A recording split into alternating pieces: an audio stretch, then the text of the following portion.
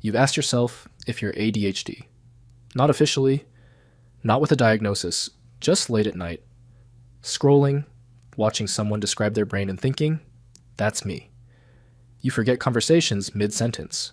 You start 5 tasks and finish none of them.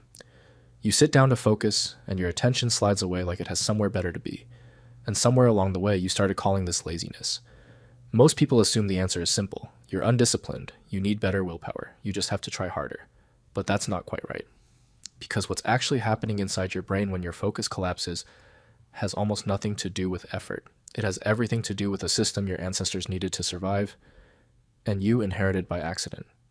The first part of the answer is structural.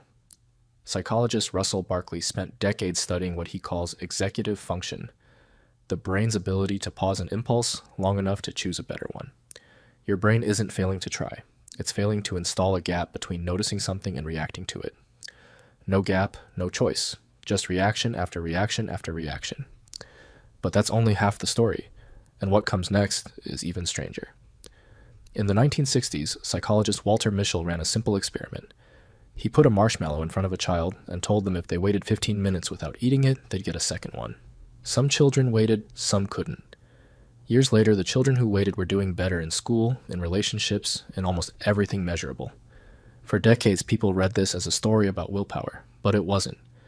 It was a story about attention. The children who waited weren't stronger. They were better at looking away from the marshmallow entirely, at redirecting focus before temptation could win. Willpower was never the variable. Attention was.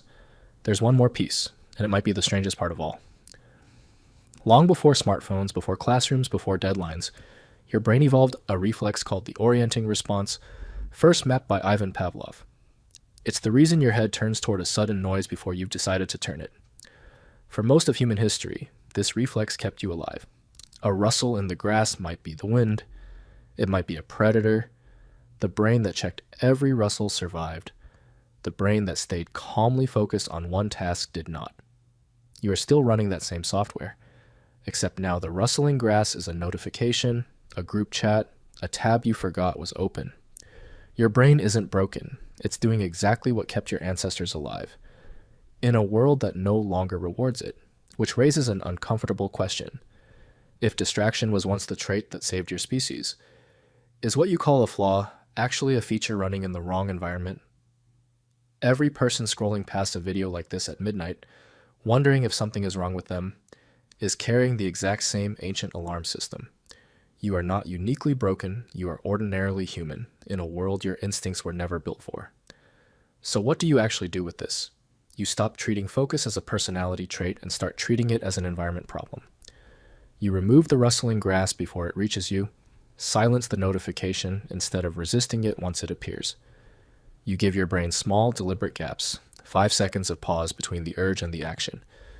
Because that gap, however brief, is executive function, training itself back into existence. You stop asking why you can't focus and start asking what keeps interrupting you. Because one of those questions blames you and the other one actually solves the problem. The answer to why you struggle to focus was never that you're lazy. It's that your brain was built for a world made of rustling grass, and you're asking it to sit still in a world made of glass screens. And once you stop fighting your own instincts and start redesigning the space around them, the thing you called a flaw starts working for you instead of against you. You've asked yourself if you're ADHD. Maybe the better question was never what's wrong with your attention. It was what your attention was trying to protect you from all along.